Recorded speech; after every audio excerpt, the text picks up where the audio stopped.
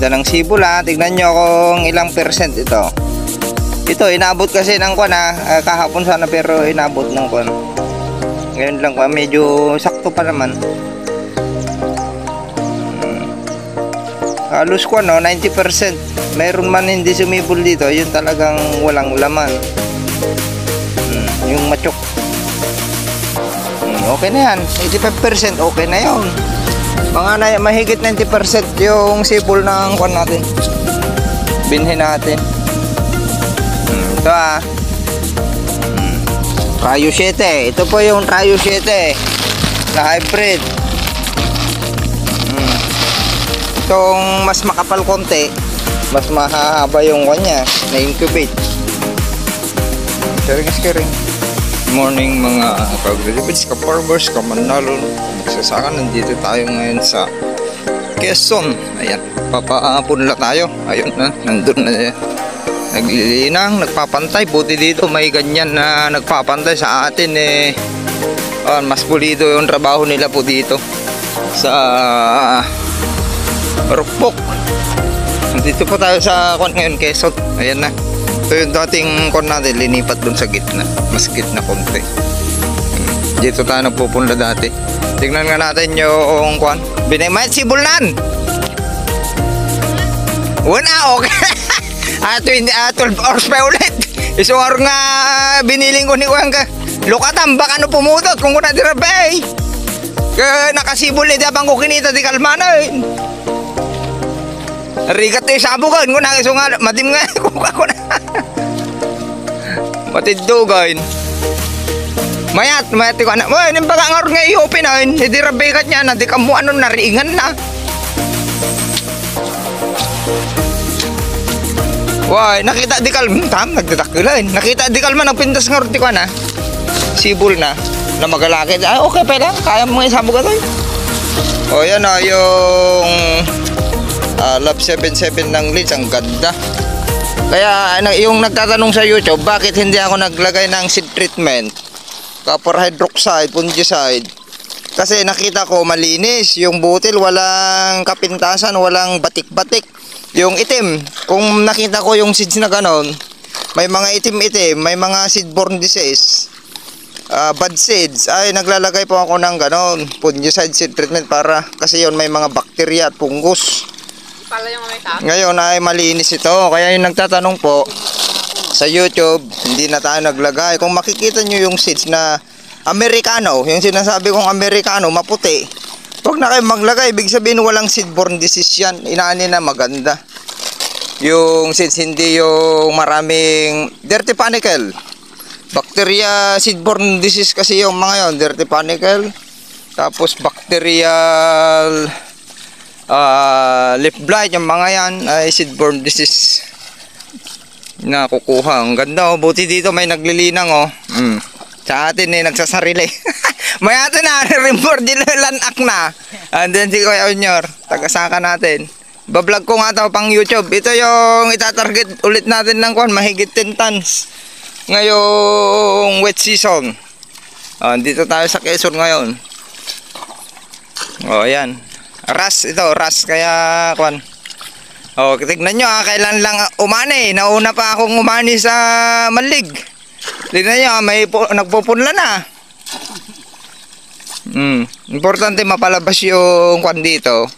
Mapalabas yung lunak, sabi sa Ilocano, yung kakapitan nung binhi. Tapos ang lakas ng pag nagsabog pala kayo ngayon pag umaga kayo nagsabog kasi abutan ng tanghali, malakas yung sikat ng araw, maabot tayo sa 43 to 47 degrees. Sa mga nagpupunla, bakit nung ang ganda ng sibol, yung ginawa nyo nung sinabog nyo, tapos nung sumibol wala na dahil naluto ng tubig. I-sure nyo na walang tubig yung kanyo, punlaan nyo, na drain lahat para wala yung pilaw-pilaw, maluluto. Parang linaga po ninyo yon sa lakas ng sikat ng araw ngayon. Kaya kailangan na maganda, magkanal. Yun yung purpose ng kanal, para yung sobrang tubig pupunta sa kanal. Hindi yung mapupunta sa butil, maluluto. Parang naglaga kayo ng mais. Pag ganun. Yan. Tutulong ata tayo At dan sa paghilayaw. At da paghilayaw At ti naganan pagkanalyaw. Sunsadaw. Sige. Aji kanyak ka dadarat-darat na Naka-steady dyan, madi nga kwan. Darat nakabil sa ko'y kanda no, mapanain. Ate diriga na de inapura. Makita mo garami nariga nga pantayin bagata kwa naganan. Okay naman kasi wala namang ulan. Ang mahirap lang sa punlaan kung inabutan tayo ng Mayo, tag-ulan na po yan dito sa Luzon. Mahirap timingan yung magpupunla ka na bako-bako, mahirap. Kasi tawag doon, maraming malulubog, hindi sisibol. Yan. I-con muna natin. Nandun naman yung kon ni Kuya Onyor, anak niya. Ayun. Mga nagkukuliglig malakas din. Magkuliglig. Ang ganda ng sibol.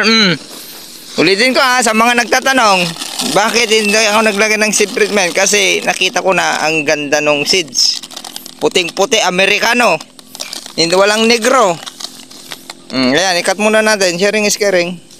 Mga ka-farmers, kamanalon, kamagsasaka, ka-agritipid BSMs, at ito at inaayos natin itong punlaan. Ayan, nagde-drain muna tayo sa gilid, kinakanalan nila. Tapos ito naman, magbabasal tayo ng triple 14. Yung binabasal po ay triple 14 sa 400 square meter or good for 1 hectare. Ang isabog nyo lang dun, okay na yung 10 to 15 kilos.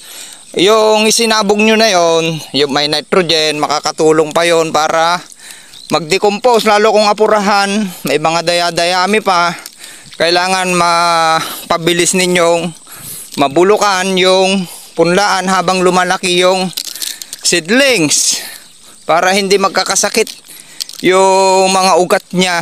Mainit yung mainit yung mga dayami dahil apurahan nga. Ang hinahabol po natin ay yung ganda ng panahon sa month ng August, lalo magbibilad ulit tayo para wala pang kaagaw na mga masyadong maraming kaagaw na mga nagbibilad. At maganda yung solar radiation, mabilis makapagpilad, lalo't wala naman tayong bilaran. Ayan. O yan. Kung lang 10 to 15 kilos lang yung ipangbasal ninyo. Tapos ito, na-sprayan na rin po ito ng biostimulant. Okay, yun. At may yield more na rin yung pinakuan natin. Tapos may hypercompost, kaya kompleto. Kaya walang kanyan kundi mabubulukan kaagad. Tapos ito, nagbasal pa tayo, may nitrogen, ay mabubulukan na. Tapos sa 7 days, malalaki na yung punla. Pwede nang patubigan ng i-maintain ng half inches or 1 inch. Ay magbabasal na kayo para mapalaki nyo kaagad ng urea or sulfate. Makakatulong na naman yon na mabulukan dahil may nitrogen. Yung nitrogen ay lulusaw yon ng mga pwedeng magpa-decompose mas mabilis. Tutulong din na mag-decompose. Yung sinare ko sa inyo, pati molasses. Sinare ko sa inyo yung molasses. Kung ano-anong binibili nyo pang decompose dyan, napakamahal. Ibili nyo ng yung napakamahal na binibili nyo, ibili nyo ng molasses na tag 35 kilo. I-spray nyo sa buon yung sakahan. Sakuan nyo na pag nagbasag na kayo para mas maganda. Di nakakondisyon. Hindi lang yung synthetic ng pampabulok yung nakuha nyo. May sustansya pa. Pang-star ginagamit yun sa mga maisan. Okay? Yan, sinare din ni yung bayo ko, yung manager ng Bioseed. Area manager ng Bioseed, Research Philippines. Sa maisan, ini-spray nila yon sa lupa Para pang starting. Yung mga mahina na yung lupa. Oh, 30 years na. Remember, 30 years. Na nagsasaka tayo. Gumagamit ng inorganic chemicals. Oh, 30 years na. Tapos, diretso. Yung iba nagsusunog ng dayami. Yung lupa natin ay nag-deplete na. Ibig sabihin, mahina na. Kaya yung iba nahihirapan sila na itaas yung kanilang ani sa traditional farming or paulit-ulit. Hindi pa nag-upgrade. Kaya ang paraan po dyan ay unti-unti nating ibalik yung katabaan ng lupa. Kaya yung inaani ng iba dyan, masaya na kasi sila sa 130. Malakas na sa kanila yung 130. Sa group chat natin, yung area natin na sinasabi, 200 per hectares. Yun na yung area kasi dapat ang ani nyo ngayon, 14 pesos ang sariwa. Ulitin ko, kung 100 lang ang ani ninyo, break even, ibig sabihin ng break even, sa ilo kaskas. Kaskas lang yun, yung gastos ninyo. Tapos, ang mahal kasi ng labor. Tapos inputs. Kaya yung, kung ang ani nyo, 110 kaban, ulitin natin 110 kaban ang inani ninyo. At 50 kilos yung sinasabi ko doon kasi ang competition talaga nyan ay sa tonelada. Kung utang, puros utang yung gamit ninyo, 110, kaskas pa rin. Tapos kung umani kayo ng 120, 130, kaskas at may pambigas. May nauwi na pambigas. Kasi napunta lahat sa porsyento. Labor at gastos. Inputs yung sinasabi natin, yung mga abono, pesticide, yung mga yan. Tapos kung dapat 150 ang aani natin para may pang allowance. O di may pang allowance sa mga estudyante natin. Tapos may pambigas na, 20 kaban na pambigas. O yun yung i-target nyo ngayon. Kaya kung umani tayo ng 200 per hectares, ang daming kita. Lalo kung ipasok nyo sa NFA. Tiisin lang natin na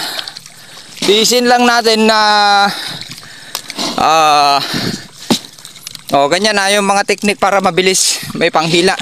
Ayun yun. Inaapakan ni Kuya Unyor. Yan. Yung technique, lagyan nyo na ang kuhan. Meron tayong ganyan ginagamit, kaya hindi ko na tinatanggal yung linagay ko sa container na buhangin. Para kahit mag-isa lang ako nag-prepare, mabilis.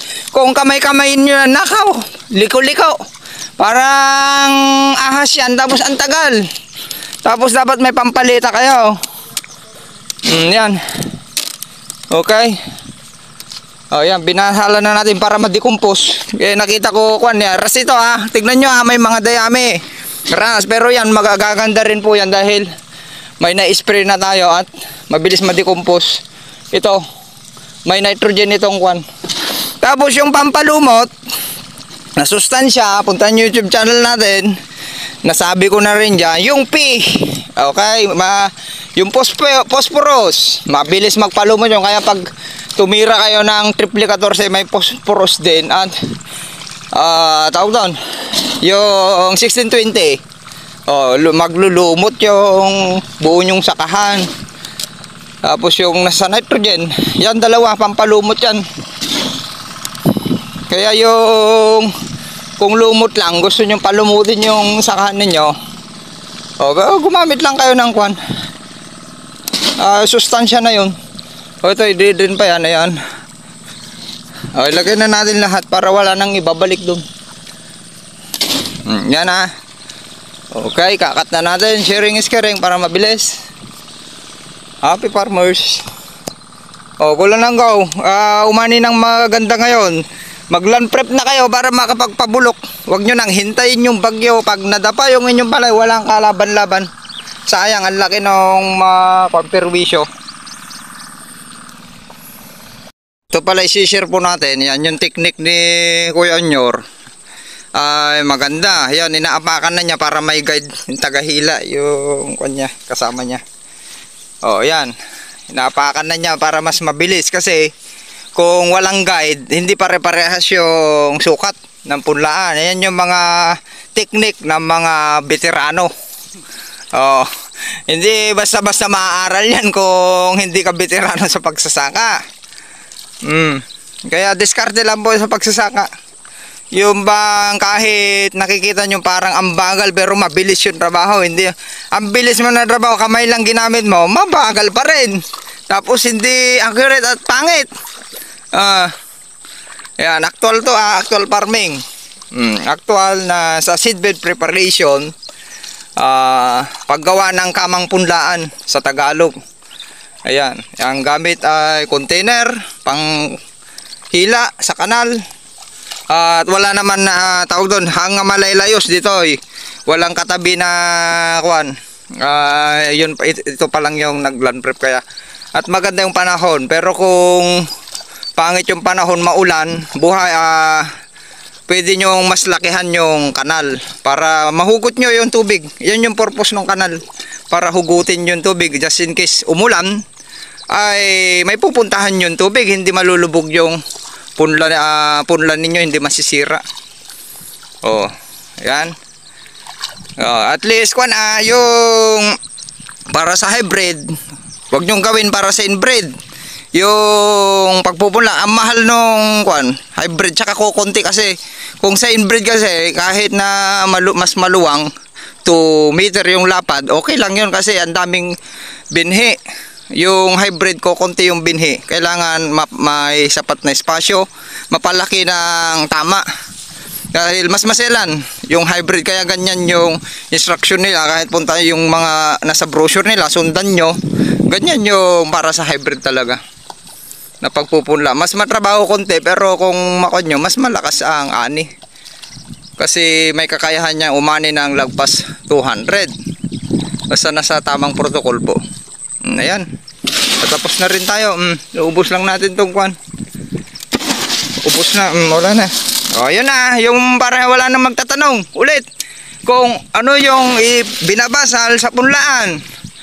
Triple 14 kadalasang ibinabasal sa punlaan dahil mayroon yung nitrogen, phosphorus at potassium. Alam nyo yung nitrogen, nakakatulong yan sa pagtikumos at mabilis lumaki yung punla ninyo. Tapos yung P, kailangan din ng yan mga primary nutrients. Tapos yung K, pang pa-resistant din yan para maganda rin yung pagbulas ng paghaba ng ugat at pagbulas hindi nalampay. Pag purong urea kasi po yan ay malambot yung punla. Kung binunot yan, mababali yung puno ng punla. Kaya naglalagay tayo ng ganyan na sustansya. Okay, wag kayong magsolo. Kahit sa magsolo urea, yung iba dyan nagsusolo urea, kaya puntahan ng sakit ay puntahan ng peste at madaling magkasakit yung inyong tanim. Mga old farming technique na yon, mga ganun. Kailangan mag-upgrade and update. Kaya ganun lang, sharing is caring ulit. Puntahan nyo yung YouTube channel natin, AgriDavidVince. Mag-subscribe na kayo para i-share nyo na rin sa inyong mga kakilala para may nakikita kayong actual farming. Hindi tayo nagkukwentuhang barbero, may resulta.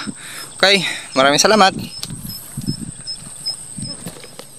Nagsasabog na pala tayo. Ayan, nakadalawang kama na tayo. Ang gagawin nyo pala, kasi may mga nagtatanong na naman yung mga beginner natin dyan sa mga YouTube at sa Facebook at sa group chat. Ito, pag sabog kayo, di sabugan nyo, wag nyo munang kapalan para malagyan nyo lahat. Yung sobra, tsaka nyo lang idodoble na. Tapos kahit dyan sa gilid, idoble nyo na para ang ganda ng punlan ninyo. Yung pag lumaki na ay napakaganda. O, ganito lang. Yung isabog nyo, wag nyo biglain. Para maganda yung distribution, ganyan lang. Kikita nyo ba? Ganyan lang. Pang hybrid talaga yan. Kung ilan yung nagawa nyong kamang punlaan, sukat, ipagkasya nyo na yun. Pero wag masyadong ang kwan nyo lang, wag masyadong dikit. Wag nyong iparehas sa punlaan ng inbred na 2 meters or mas malapad pa. Importante masunod nyo yung at least 1 meter or may lagpas man. Konti lang yung lapad na wag masyadong malapad para mabilis palakihin at madaling bunutin yung kwan ninyo, madaling i-drain, yun yung mga purpose niyan. Ganyan lang. Kanipis muna, tapos dublehin na lang mamaya. Para malagyan na, sayang naman yung mga kamang punlaan na nagawa na walang laman. Kung isinagad nyo na dyan. O, ganyan lang. Yung recommendation sa ganito, yung isang dakot, kung 15 kilos lang per hectares kayo, isang dakot nyan, pagkasahin mo doon sa 1 meter by 1 meter kudrado, ganyan lang naman yan. Kasya mo sa ganyan. Oh, pero kung marami natansya nyo yung gusto nyong mag-rate ng mas marami, 18 or 21 to 24 kilos per hectares or 30 kilos, i-multiply nyo lang yun, yung dakot ninyo. Ganun lang yun, pero expected nyo yun. Kung mas makapal yung punla, mas mahirap palakihin. Mas marami kayong ilalagay na abono. At mas mahirap palakihin.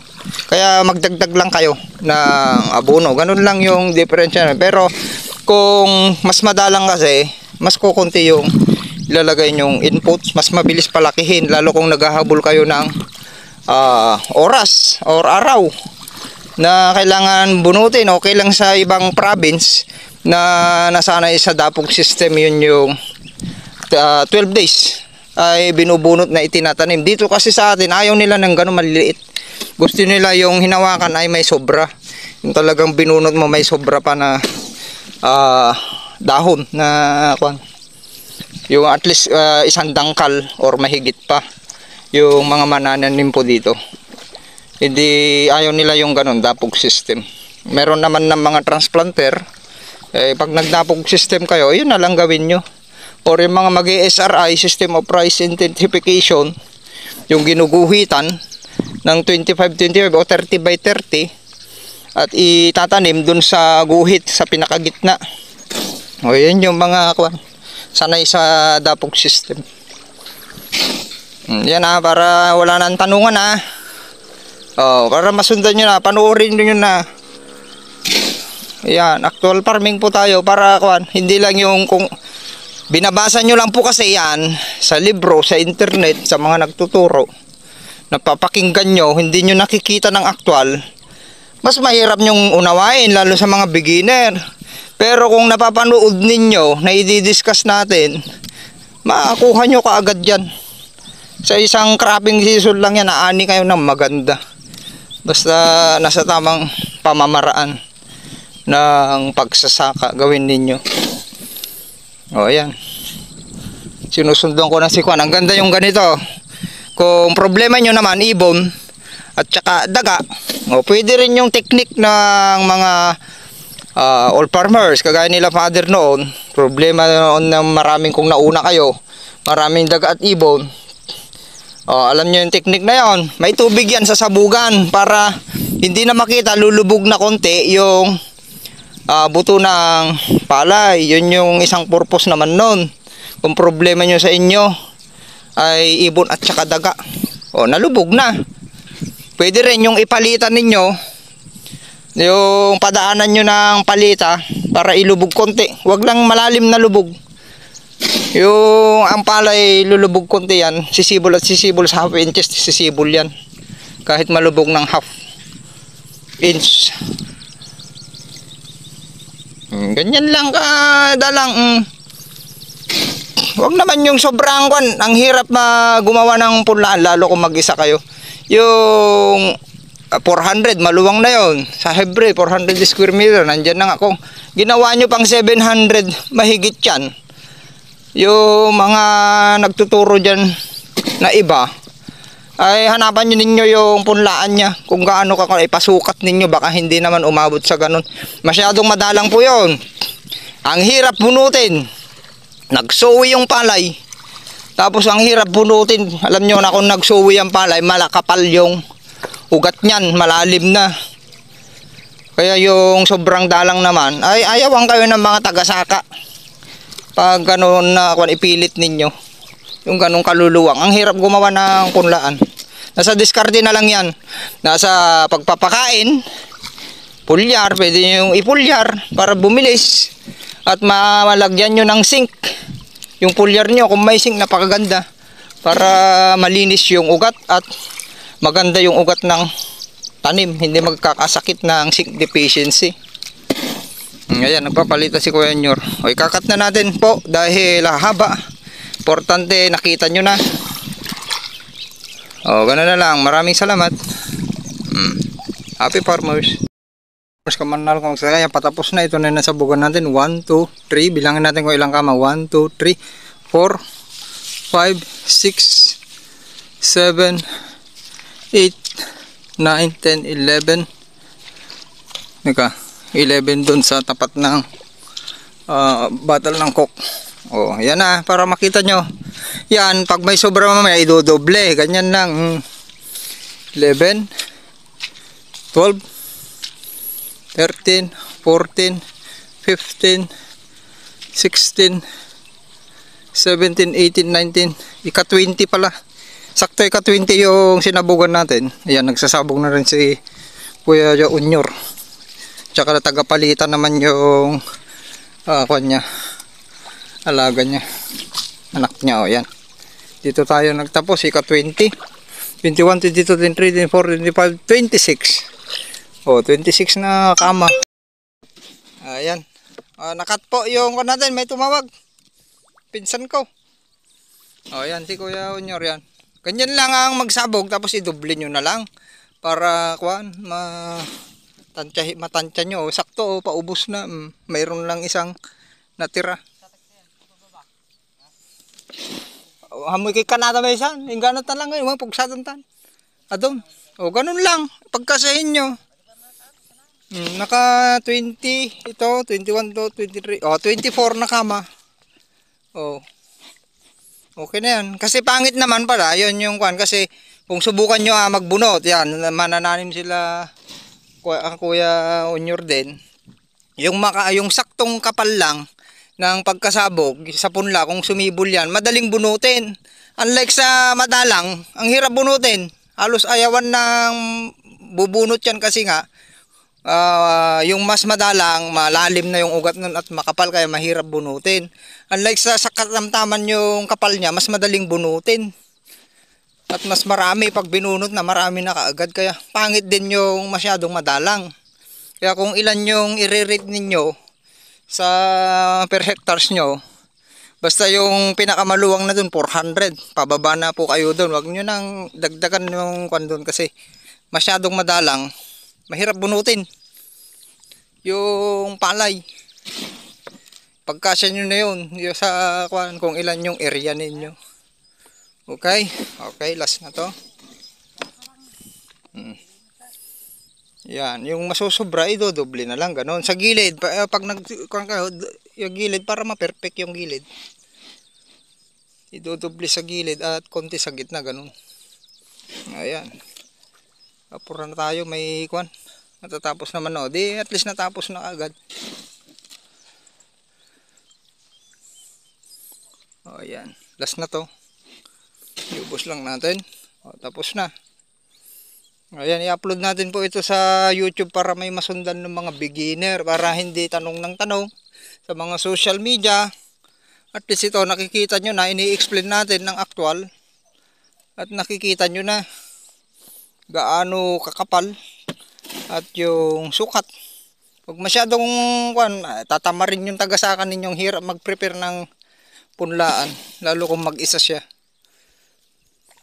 Importante mapalaki ninyo kung ilan yung araw na bubunutin. Mapalaki ninyo sa lipat tanim. Normal yan pala 18 to 21 days. O lalo kung nasa lubugin kayo, palakihin nyo konti yung punla nyo kung problema nyo ng kuhol. Medyo palakihin nyo.